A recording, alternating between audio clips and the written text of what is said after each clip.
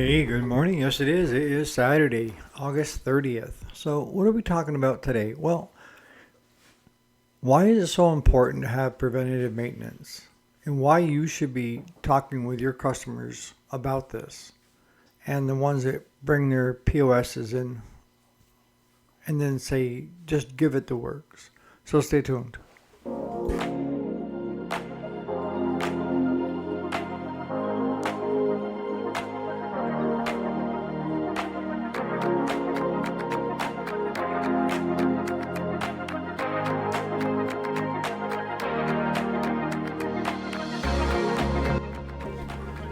Alrighty, welcome to the channel. My name is Eric, if you didn't already know it. And yes, this is the weekend. The weekday is Monday through Friday, but today is Saturday, August 30th, 2025.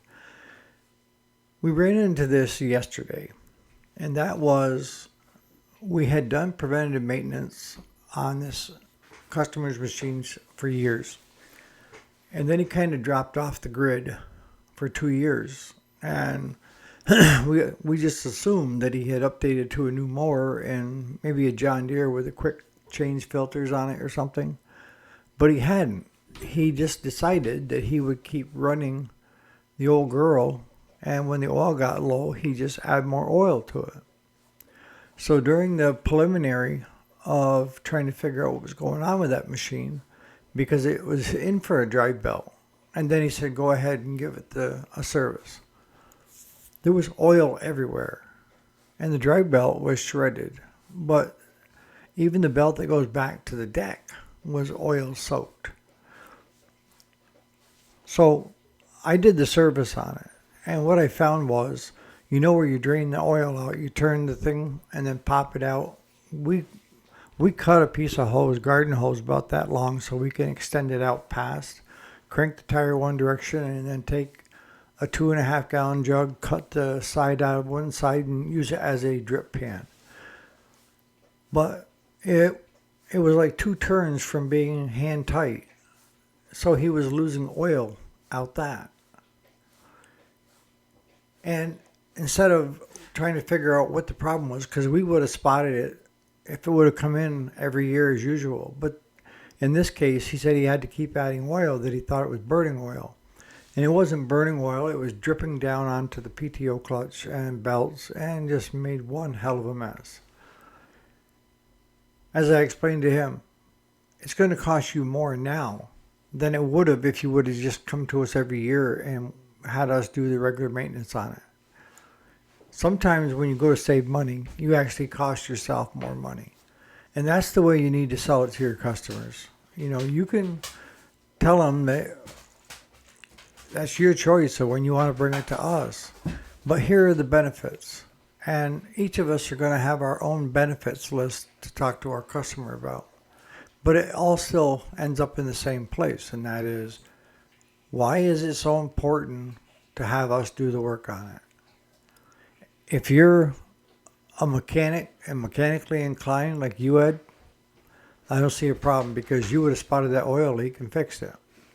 But for the average customer that we have, they're clueless when it comes to mechanical, and all they know is how to get on the lawnmower, push the brake clutch down, hit the key, and engage the PTO, and off they go. When I brought it to his attention, he's like, well, yeah, I noticed that the blades were slipping a little bit. A little bit? I mean, the blade belts were just saturated with oil. Everything underneath that deck, underneath that engine, was just massive balls of oil everywhere. Was it fixable? Yes, it took us quite a bit. I pressure washed it, got it cleaned up. We ordered the belt, put a new belt on for the dry belt, and we didn't bother dropping the deck and that to do a complete service on it because we hadn't had the belt in. So we did that yesterday. So now I've got to order another belt for the deck, because no matter what you do to this belt that's saturated with oil, you're not going to get it so that it's not slipping. So carb cleaner and hand cleaning everything all up, I ordered the deck belt for it. So now he's not only buying a dry belt, he's buying a deck belt. And he's also clocking in a lot of hours extra that we had to do, and I still have to do to that machine to get it right. You don't have to try to sell your customer on coming to you every year, but it is your job to sell them why it's so important to do preventative maintenance. If they're not going to bring it to you, then they need to be able to do it or find somebody else that can. And I know with this customer, he's cheap, very cheap. And even the front tire, he called me on my cell because we're friends. And he's like, can you have Claude take a look at the left front tire because it's rubbing. And what he had done is, must be he had a flat or something. But he found a tire and rim that didn't even go to the Cub Cadet and got it, put it on, and it doesn't fit correctly. It goes in too far so that you can see on the side of the tire marks of where something was rubbing on it. And it was actually part of the steering arm that was rubbing on the tire. Had he put a new or a Cub Cadet tire on it, he probably would have been okay with the spacers and everything else. But with going to a Husqvarna tire, because it was gray, slid that on, thought he had it all figured out, and now he's got a tire that will not turn freely. It's rubbing all the time. And he wants us to fix that as well. I said, where's the other rim that went to this? We could tube the other tire. We could get a new tire for it. But this rim is not going to work with your lawnmower. And it was, well, it's been working right up till this far. Really? Customers will do this to you. Especially when things are tight. People are penny pitching. I don't blame them a bit. But if you don't know what you're doing, I'm very open with my customers. If a customer doesn't want to come back and it's financially driven, and he has a question or she has a question on a certain thing with her mower, I'm more than happy to answer it for her. I don't feel like I have to keep everything close to the vest and it's all trade secrets, right? No. I'd rather have them call, even if they don't come, and let me know there's a problem, and I can explain to them to a certain extent how you can address it. But I can tell you from history, usually about 8 out of 10 end up having to come to the shop to get it fixed right. And then while it's there, they're like, oh, go ahead and do a service on it while it's there. Again, if your customer is bringing it to you every year and you're doing a good job, that's the other part, is you're very attentive to what you're doing and you're looking to put out good quality work. Because we've talked about that in the past, is you're only as good as your last job. So if you let something go out that door that is mediocre or subpar, that will define you. And yes, you're going to run into some customers, no matter what you do, you cannot please them. Over the years, I've had numerous ones. And most of them were trying to figure out how to get out from having to pay to have something done. Or they thought that my hourly rate was too high.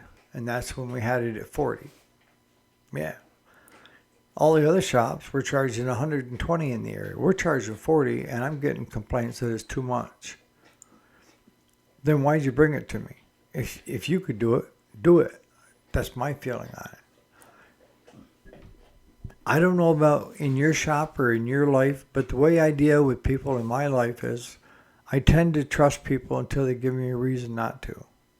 And if you don't pay your bill and you're snotty about it and you have your unit, don't call me in the following spring to have it serviced or when it breaks down, because I'm going to simply tell you I don't have time.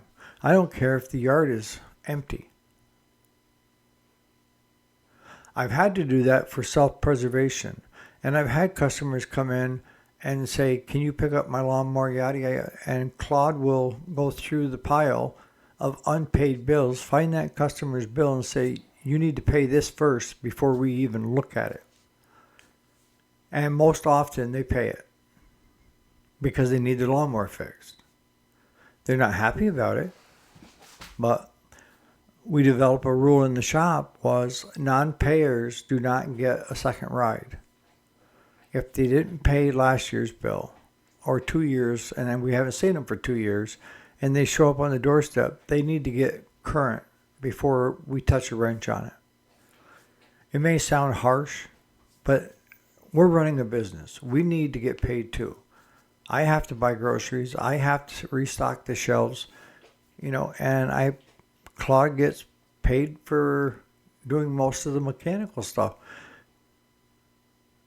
And the way I come at those customers, I tell them, are you employed? And they say, well, yeah. I said, what if your employer said, I'm not paying you this week? Would you be pissed? Well, yeah. Then why are you not paying us? We don't work for peanuts either. Sometimes you have to get to that level of showing your customer that you're trying to run a business too, and you need that income to support you and anybody else that's at that business. It's dollars and cents. It's not that Eric is so wealthy he doesn't need our money. I mean, I've still got 4 or 5 from this year that have not paid. One, I'm going to have to remind him because he's always been, over the years, really good. But this year, he dropped his mower off at his sister's. And we went up with the truck. He had it on his trailer, and we hooked onto it, brought it here, did a service on it, got it running for him, put it back on the trailer, took it back to his sister, dropped it off with a bill and a Ziploc attached to the key. So I know that when he turned the key, he's looking at the bill, right?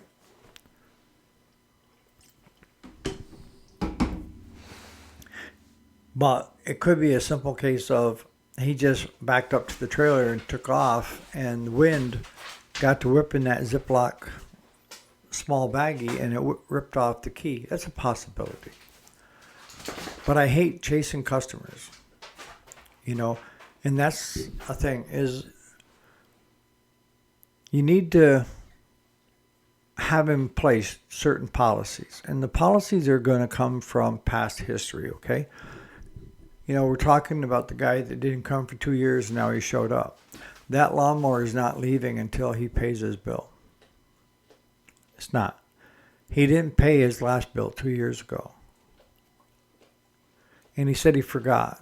Do I remember how much it was? So, well, Claude does, because he's got the sheets out there. And he simply said, well, I'll catch up with you when you get done with this time. And that's what I told Claude. I said, we're not calling him to come pick it up until he's got the money in hand and I've got the bill all done up. And I will set both bills side by side for him to look at to see if he has any questions whatsoever. And I know he's going to be grumpy, but as Claude says, life sucks and then you die. But a lot of the policies that I have in my shop are from things that happened in the past versus, dealing with customers. And one of them, we've got a list of, I don't care what their problem is. Even if they pay their bill, we're not going to do another piece of work on it. We're no more turning wrenches on their equipment. One, she always made payments. And I was liberal with that just make so much a month, keep doing it, and until it's paid. I'm okay with that. I work with my customers. I know most of my customers are not independently wealthy. They're living paycheck to paycheck. So if they can do it so much a month, I'm okay with that. The end result is to get paid in full, right? But we've got a handful that haven't been paid since last year. And Claude is like, absolutely, we are not doing anything with their machine again. He refuses to. He said they burned us last year, no correspondence, no nothing. They've got their machine. So you're not going to hear from them until they need you again, and then they're going to try to get out of it again. And we've had cases of where we did work, and we thought the customer was happy. And delivering, it was a Massimo at that time on the trailer. we delivered the Massimo to this guy and gal, and he said, she's running into the house to get the checkbook. Why don't you go ahead and unload it and put it here next to the garage? So Claude took it off the trailer, parked it next to the garage. He opened the garage, drove the Massimo in, closed the garage, and then went into the house. Come back out and said, by the way, we're not paying you. You do shoddy work. What?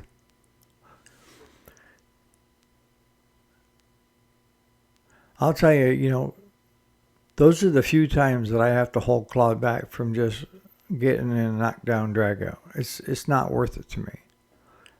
But he's known for this. We didn't know that. He was a new customer, and we just thought, well. So, like I say, a lot of the things that I come up with for policies at the shop are from past experiences. And there's certain signs that I look for with customers, especially new customers that come out of the blue and want you to do work on their machine, and you can see that they've done no preventative maintenance since they bought the damn thing. And it's 68 years old with the same oil filter on it, fuel filter on it, spark plugs in it, and they just keep running it, pouring more gas in it, and if the oil gets a little bit low, they add oil to it. They don't care that it's being burnt or running down the side. With good preventative maintenance, you could take that machine and ready to fall over at 6 years old and extend it out 12 to 18 years if preventive maintenance is done on it and you take care of a problem when you have it. That's how we sell it. Do you want to keep buying more mowers, or do you want to keep one that's in really good shape?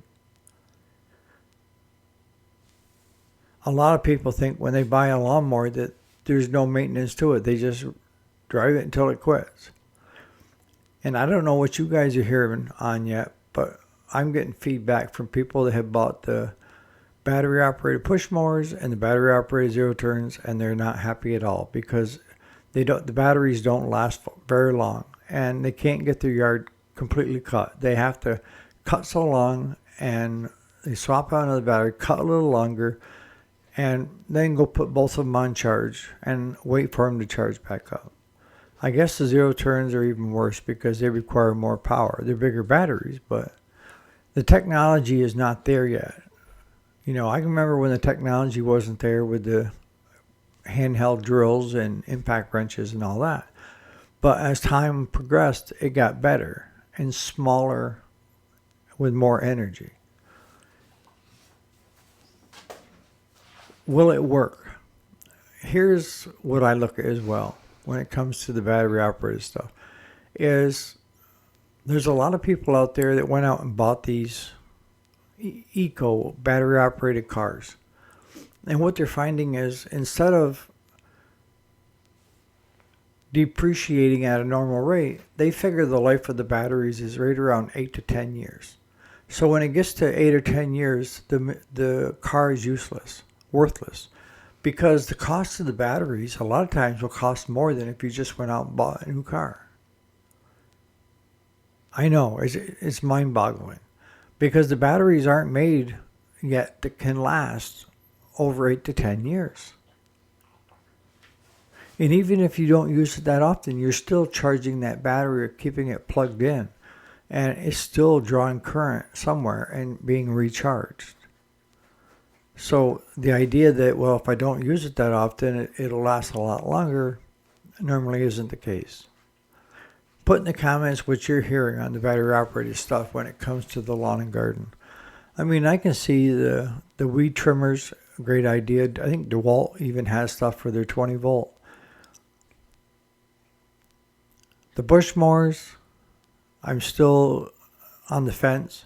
And the riders, no. I mean, I mow here. It takes me about an hour with my John Deere zero turn. And I probably got 2 acres that I mow. And from my understanding, and some of these zero turns take 2 batteries.